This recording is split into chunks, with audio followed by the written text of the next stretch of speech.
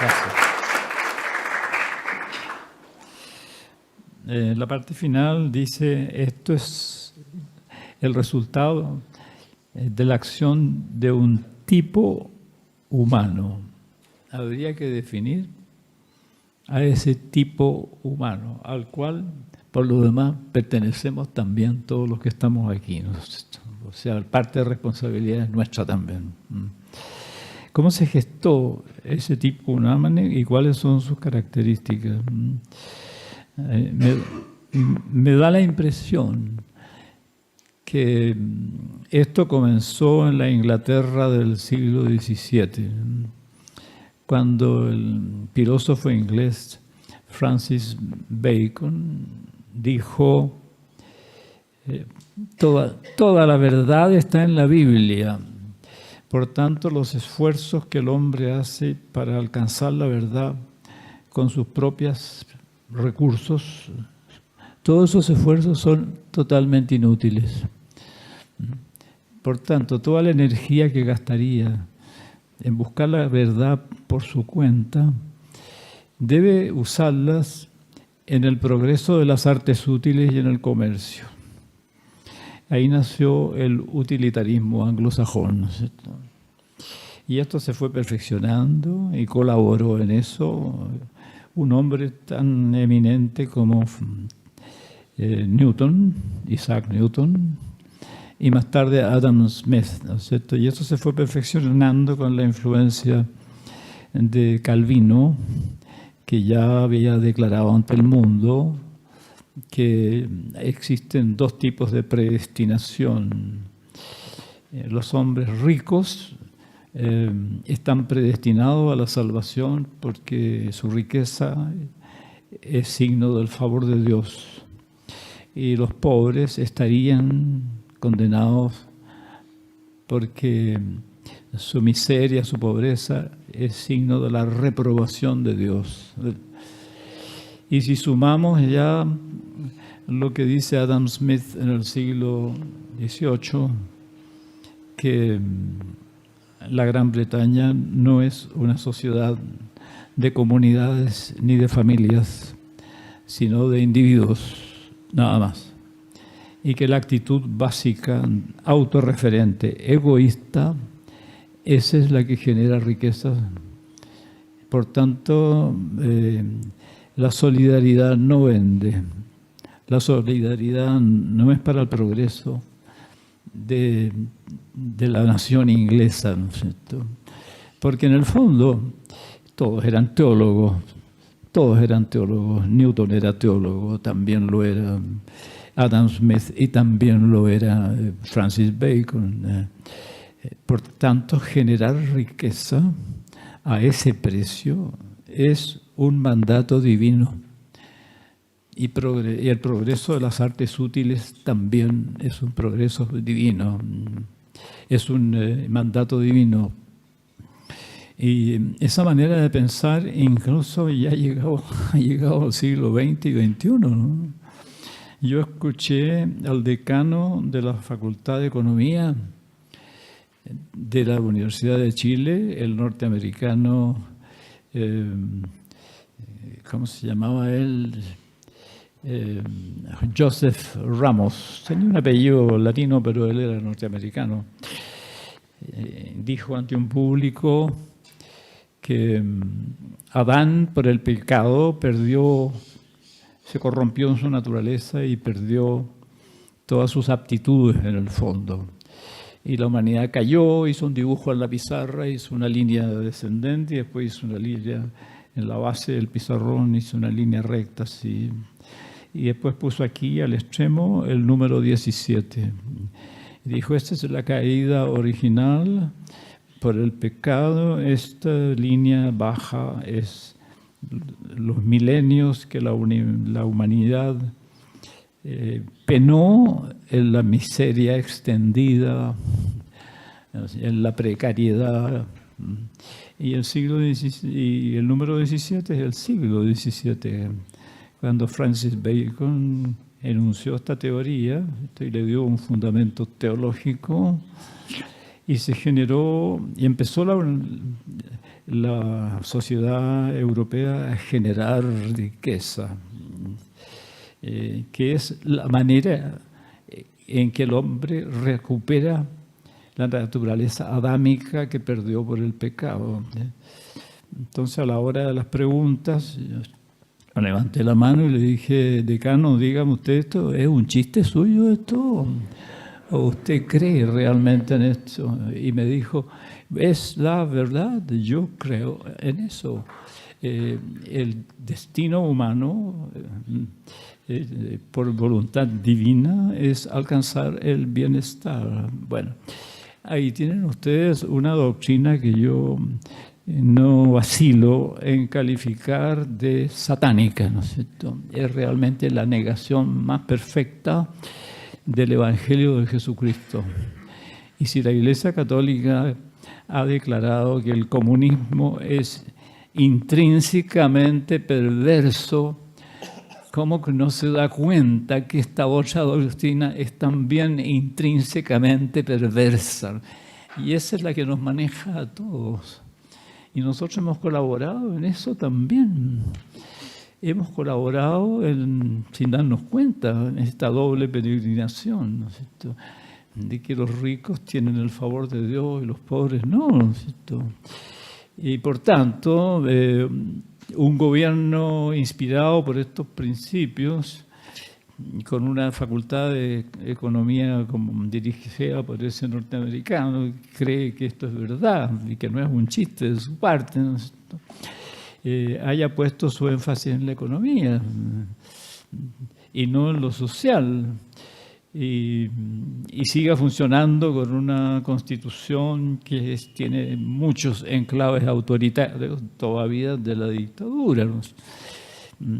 Y que en el Código del Trabajo se pueda expulsar a cualquier empleado, cualquier trabajador, solamente diciendo que es el interés de la empresa, ¿no?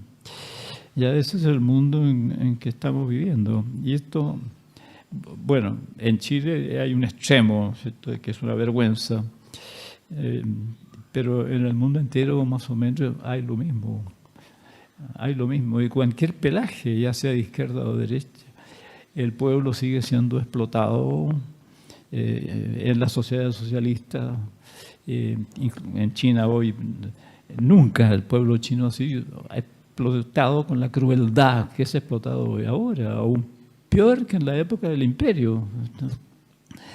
Entonces, claro, ¿cuál es la protesta universal en este momento? Entonces, yo viví la Revolución de Mayo 68 en París, participé activamente en ella, a pesar de ser diplomático, de tal manera que me arriesgué a que me pillaran y me pusieran en la frontera a las 24 horas, pero valía la pena el riesgo de internarme, no tanto participar en las protestas, sino informarme de qué estaba pasando, qué querían en el fondo, por qué este ingrediente anarquista tan fuerte que tuvo ese levantamiento.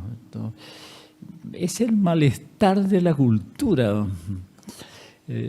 Freud dice que la cultura, como estructura espiritual, social de un pueblo,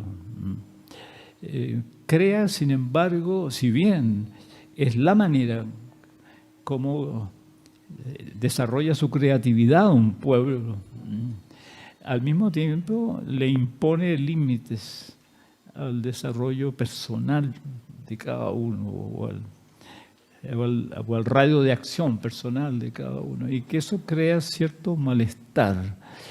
Digamos que la ley de la tribu en tiempos paleolíticos no era tan coercitiva, pero ahora, ¿no es cierto?, ahora ya es tremendamente coercitiva la ley de la tribu. El malestar es feroz. Yo recurro a dos filósofos.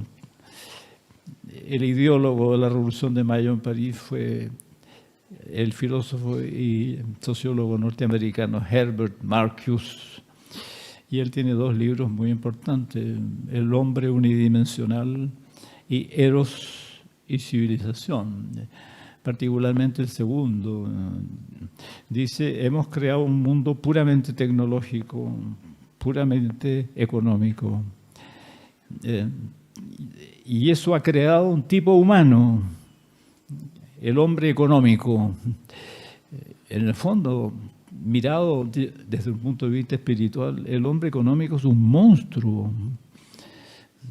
Dice Marcuse, para poder llegar a insertarte tú en ese constructo puramente tecnológico y económico, tú tienes que renunciar a lo más precioso que tienes en tu alma. Tienes que convertirte en un hombre, en un ser humano que solo despliega eso que se llama rendimiento. Eso es lo que se espera de ti. Se emplea, tú empléate como trabajador o como empleado, ¿y qué se espera de ti? Rendimiento nada más, lo que tú eres, tu parte afectiva, imaginativa, tus sueños, tu espíritu, en el fondo, tu espíritu, tu parte más sublime. Esa no la necesitamos. Te necesitamos como una pieza de una máquina que rinde. Y en esa medida tu eficiencia es la que necesitamos. Entonces el malestar de la cultura hoy es tremendo, porque para poder insertarse en ese mundo, tú tienes que sacrificar lo más precioso de tu persona. Entonces, claro, en todos estos reventones, en todas estas sublevaciones, Tiananmen en China, ¿no es cierto?, Hong Kong, mayo 18 en Francia, chalecos amarillos de Macron, ¿cierto?, y esto que ha pasado en Chile. Hay un malestar tremendo que en su forma más visible, más material, son demandas sociales, son como 40 en Chile, ¿no es cierto?, pero se pueden resumir en los temas de los salarios bajos, de las pensiones, de la seguridad ciudadana, de la corrupción, de la educación, de la salud. Y serían los 6 temas, ¿no es cierto?, importantes. Como que se postergó el tema del medio ambiente, lo considero tremendamente grave. Eso por una parte, pero hay un trasfondo de malestar difuso, en que todos sienten que este sistema en el cual tenemos que insertarnos, y para eso nos prepara la educación superior, ese sistema nos está matando, nos está castrando psicológicamente, y que para poder funcionar ahí yo tengo que transformarme en un ser no humano en el fondo. No hay tiempo para ser humano. Y algo mucho más grave todavía, que ese sistema no necesita del sentido de trascendencia. Entonces hay que despojar al hombre de su sentido de trascendencia para que pueda rendir lo que se espera de él. Por tanto, yo me atrevo a decir, yo soy cristiano, ¿no es cierto? Este es el tipo de civilización totalmente incompatible con el Evangelio de Jesucristo, pero totalmente incompatible.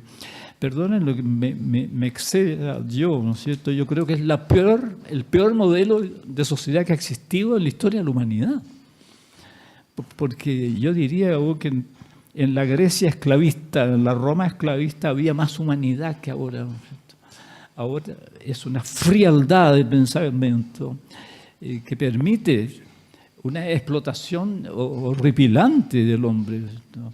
Mi hija menor visitó China y le interesó mucho saber el lugar que ocupa la mujer en la sociedad china actual, para lo cual pidió ir a esos galpones gigantescos donde trabajan 2000 muchachas, ¿no? armar ingenios, ¿cómo se dice?, electrónicos, pero muy delicados. Por ejemplo, estos audífonos que tengo yo son maquinitas electrónicas, pero extremadamente delicadas, unos tornillitos muy chiquititos, y solo las manos de una mujer joven tienen la delicadeza como para poder armarlos. Un hombre los destruiría.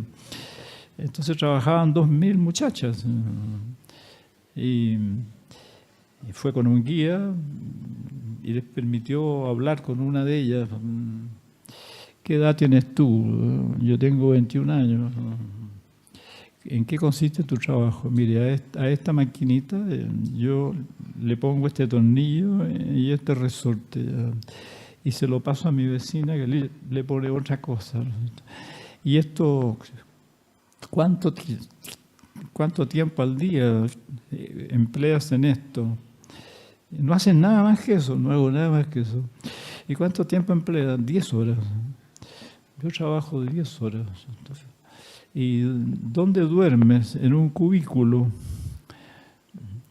¿Y a qué horas empieza en la mañana? Bueno, una grúa me saca del cubículo y me pone en un bus y nos traen a todas aquí, ¿no es cierto? ¿Y tu familia dónde está? A 1000 kilómetros de distancia de aquí. ¿Y cuándo los ves? Una vez al mes nomás. Bueno, es una forma de esclavitud mucho más grande que la que existía en el pueblo en tiempos de los emperadores, mucho peor todavía. El pueblo chino está pero totalmente esclavizado en este momento por un régimen comunista, que está disimulando en el fondo la adopción del más salvaje capitalismo, porque entre los 120 multimillonarios que manejan el mundo en este momento, hay 20 chinos que ayudan a un régimen que se dice comunista. Bueno, entonces hay un malestar difuso que los que protestan, yo creo que no se atreven ni siquiera a confesárselo a sí mismos, que están viviendo una vida totalmente inhumana, que están viviendo una vida mecánica que acaba con todo lo mejor que tienes dentro de ti, ¿no? Entonces le llegó su hora a esto, le llegó su juicio final, su día D. Entonces tiene que haber un cambio de paradigma. Y ahí me conecto con la persona que habló antes que yo. Se impone un cambio de modelo. Y yo creo que ese modelo está emergiendo solo. Hay que pensar que las mutaciones de las sociedades en parte son controladas por los individuos, en parte las controla la política y la economía y la tecnología, pero hay un margen enorme que no lo controla nadie, que emerge solo del inconsciente colectivo de los pueblos. Para bien o para mal, el nazismo emergió de esa manera. Y ese es el gran el diagnóstico de Carl Gustav Jung sobre el nazismo, porque él vivía en Alemania en esa época y era un hombre joven. Y su diagnóstico es el siguiente: la derrota de Alemania en la Primera Guerra, la humillación horrenda del Tratado de Versalles, desvió la vitalidad de todo el pueblo alemán, alejándolo de la cultura cristiana tradicional de Alemania y entrando en el cauce del inconsciente colectivo arcaico del pueblo alemán, que le rinde culto al guerrero germánico anterior a la evangelización. Era necesario limpiar, según el Führer y toda su camarilla, ¿no es cierto?, limpiar la conciencia del pueblo alemán de toda la base cristiana. Entonces, claro, eso no se le podía exigir él a todos los ciudadanos porque habría habido una resistencia. Entonces había que crear un grupo de la gente de confianza, que también los que se ocuparían de los campos de exterminio, no solo de judíos, sino también de franceses, de ingleses, de rusos, pero especialmente de judíos. Eso no se le podía encargar al ejército regular, a la Wehrmacht. Había que crear la SS, que era 1 millón de hombres por lo demás, y eso se le encargó a Heinrich Himmler. Y es interesante cómo se iniciaban los SS. Tenían un castillo, que era su templo, y cada candidato ingresaba y decía lo siguiente: renuncio a la cultura cristiana tradicional de Alemania y asumo la mitología germánica como mi religión. Entonces, según Jung, esto fue un movimiento del inconsciente colectivo alemán, que finalmente lo canalizó el Führer. O sea, ese movimiento, como decir, eligió al Führer como el mentor de esa mutación del pueblo alemán. Entonces hay que pensar que en este movimiento mundial de malestar con este estado de cosas, ¿no? Donde 10 millones de personas detentan toda la riqueza del mundo, hay que pensar que hay un cambio hacia una mutación de paradigma que en parte está planificado, hay personas que lo van llevando por causas políticos o por causas de cualquier tipo, pero en parte, y en una buena parte, es inconsciente. Viene de todas maneras. Entonces puede venir de una manera peligrosa, que se transforme en una especie de regresión mítica, ¿no es cierto?, como fue el caso del nazismo. Entonces hay que estar muy atento a esa parte irracional que está emergiendo y que se ve sobre todo en la destrucción, en los incendios, los saqueos. Ahí se nota la parte irracional. Es tal el malestar que provoca la ciudad moderna que hay gente que dice: ese es nuestro enemigo, la calle, el humo, la contaminación, los edificios grandes. Esos son nuestros enemigos, quemámoslos, destruyámoslos, el metro, las micros, todo, ¿no es cierto? Porque eso ha creado una forma de vivir que no es humana. La sociedad industrial cayó en la desmesura. Esa desmesura la humanidad no la necesita. No necesitamos edificios de 200 pisos de alto, no los necesitamos. Ellos los necesitan. Los grandes emprendimientos del mundo acumulando capital, ¿no es cierto?, y compitiendo, ellos los necesitan, pero la humanidad no lo necesita. Entonces hay que parar esto.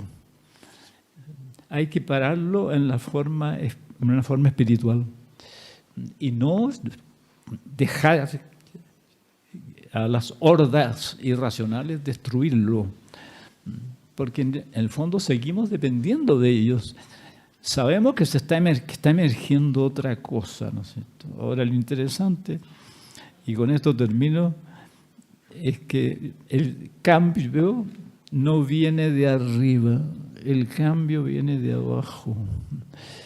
Es en la base que se genera el cambio.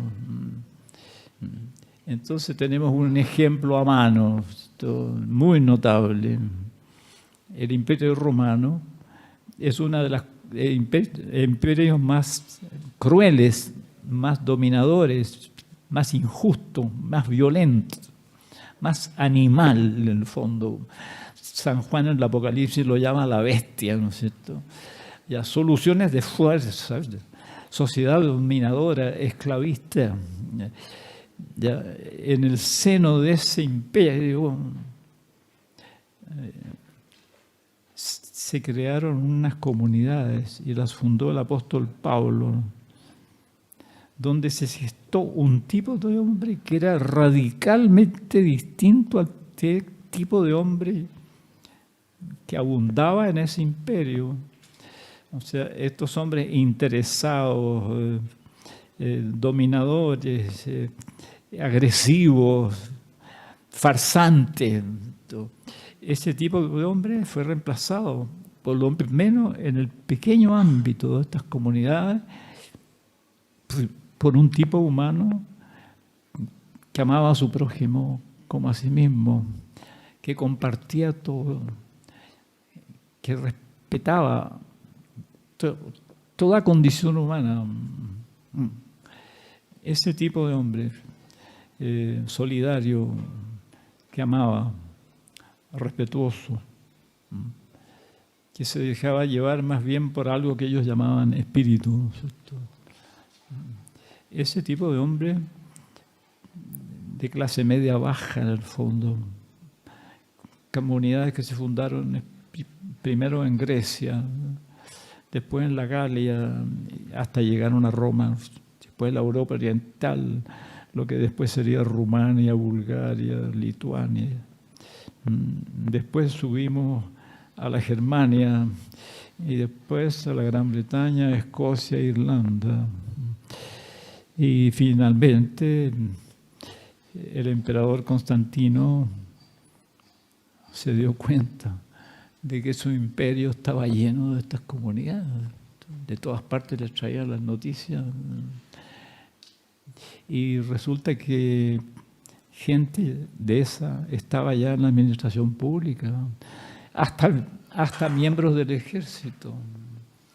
¿Y cuáles eran las características de ellos? ¿Cómo era su comportamiento? Era la única gente confiable, que no mentía, que no se vendía y con la cual el emperador podía contar. Entonces, tomemos el toro por las astas, dijo Constantino. La verdadera estructura espiritual de este imperio no son los dioses, ya nadie cree en los dioses. Es esta gente que sustenta esta doctrina predicada por este judío, esta especie de enano maldito, ¿no es cierto?, de Pablo. Entonces digo, hagamos una cosa, pues llamémoslo.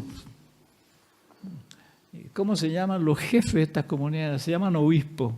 Ya, llamemos a los obispos entonces. Ofrezcamos un espacio donde ellos puedan reunirse y conocerse, porque el obispo de Irlanda no conoce al de París, ¿no es cierto? Y puedan conocerse y que elaboren una doctrina básica para darle unidad a todo esto. Y a poco andar, su sucesor declaró esta doctrina religión oficial del imperio. Ahora, olvidémonos de la religión. Históricamente, ¿qué ocurrió?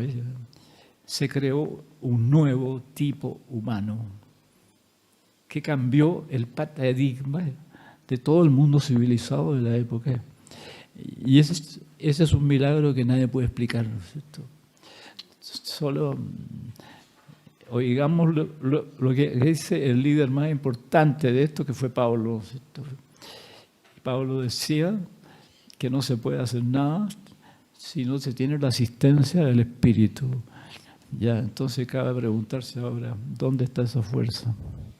Porque está pasando lo mismo. No sé si ustedes se dan cuenta. Este grupo es lo mismo. Ayer me reuní con otro grupo, era lo mismo. Y yo sé que en Concepción, que en Antofagasta está lleno de grupos. Y lo he sabido del norte de África, de Sudáfrica, del Oriente, incluso en China. Está lleno de grupos que se están preguntando lo mismo que nosotros, que están intercambiando las mismas ideas. Entonces, ¿Dónde está la fuerza del espíritu que impondrá este paradigma sin hacer ningún esfuerzo? Ahí está importante. Lo más importante se hará sin esfuerzo. Por supuesto que tenemos que colaborar con lo mejor que tenemos cada uno, ¿cierto? Pero sepamos que es una emergencia de un nuevo modelo, porque es la vida misma que se está defendiendo, porque si sigue el otro modelo se acaba con toda forma de vida. Vamos al despeñadero absoluto y seguro. Es la vida misma que se está defendiendo. Por eso se crean estos grupos donde la gente se hace preguntas fundamentales. Bueno, esa sería mi intervención.